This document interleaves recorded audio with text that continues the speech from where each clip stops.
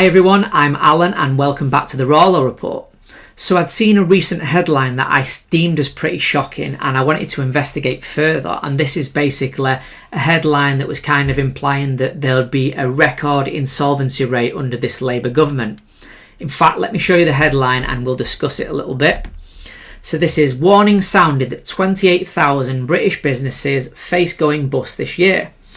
Business insolvency rates will remain 30% above pre-pandemic levels next year, with another 27,650 firms set to go bust in 2025, research suggests.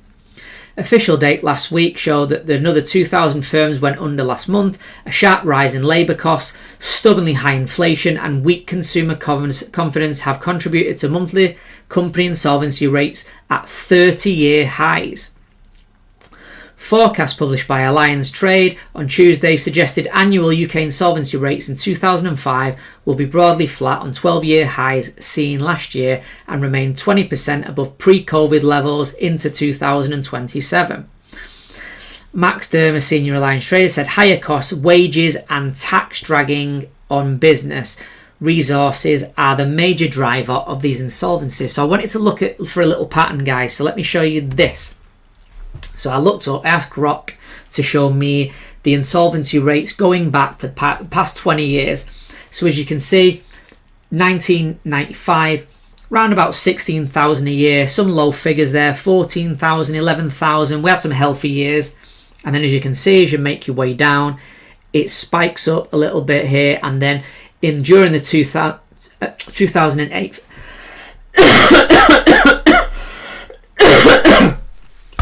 and then during the 2008 financial crash, at the bottom there, it spikes up quite a lot. So it goes to 21,500, but we don't see the proper aftermath of this until a year later. Here in 2009, it goes all the way up to 26,000. So 26,000 was a very recent high. As you can understand, there was an absolute financial meltdown. Banks were flopping all over the show. As a result, this seized up lending to small businesses. Businesses struggled as a result of that. Understandable. But if we look, it quickly drops down and drops down. Then we had COVID that made it spike back up. And then if you look at these numbers here. So as I mentioned in that headline is projected that this year, 28,000 businesses will become insolvent. So this is worse than the 2008 financial crash time period. This is worse than the COVID period where everything was shut down and businesses essentially went under that respect. This is worse than those incidents combined. So having Labour continually raise taxes and just keep bombarding the economy with taxes causes this. It causes record insolvencies, record businesses to go under, which means less tax receipts. Less tax receipts becomes less money to spend. Less money to spend, it means a bigger black hole that they keep describing. Bigger black hole means they want more taxes, and it becomes this vicious circle. I fear that under Labour and this government that we're going to have an absolute vicious spiral. Like, I actually believe there'll be some years coming up where it'll probably breach 30,000. 30,000 companies going under, where they simply can't cope under this type of environment. We've got high inflation. We have a stagnant economy. We have taxation at an all-time high, so that people have less spending money in their pocket. If you or I, the general public, have less spending money, you can't go out and stimulate businesses. As a result, it creates a chokehold. Now, this isn't Labour being stupid. I want you to understand this. So this isn't part of a Labour plan to raise taxes because they know best, because they want the economy to thrive. This is all part of Labour transforming our society. So Labour's vision for Britain is destroy businesses, destroy wealth, make everybody equally poor and reliant on the state. For the purposes of the video, we won't even talk about the fact that they're trying to demographically replace the English people in England, which they seem very happy to do, but we'll focus on the economics.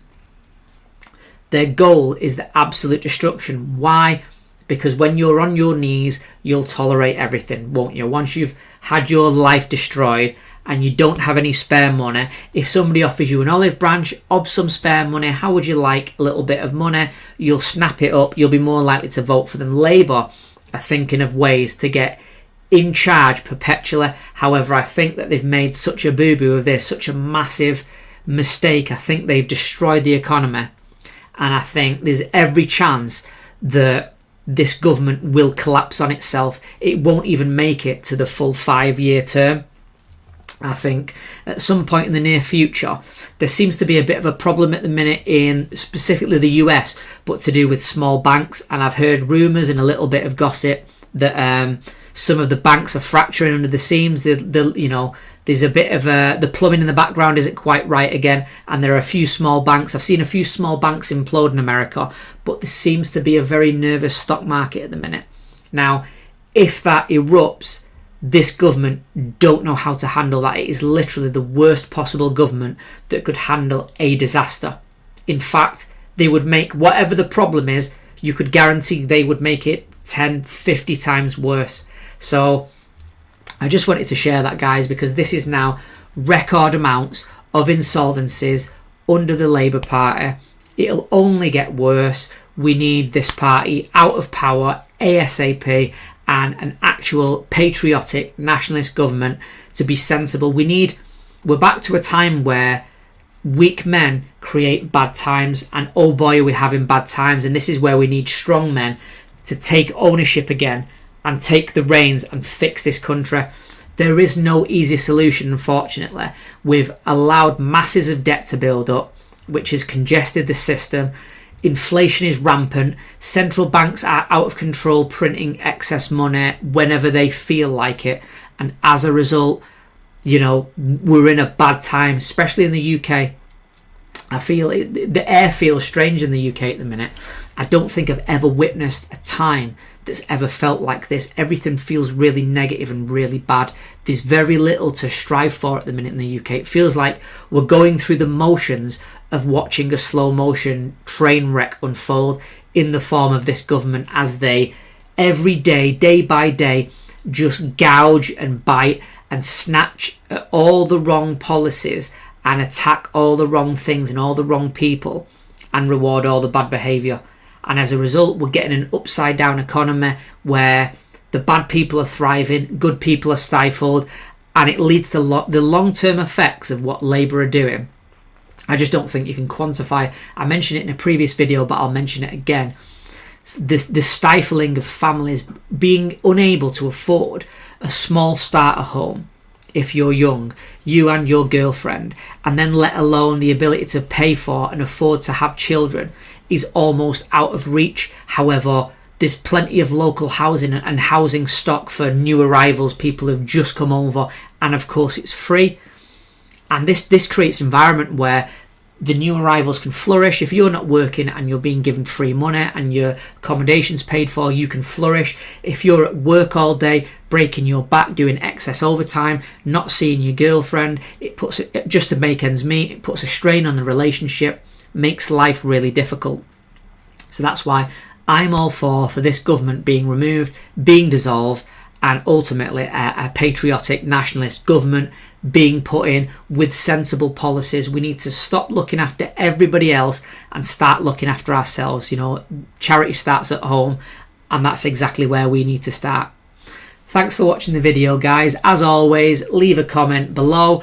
Please like, share and subscribe if you haven't already, and I will see you in the next video. Thank you for watching.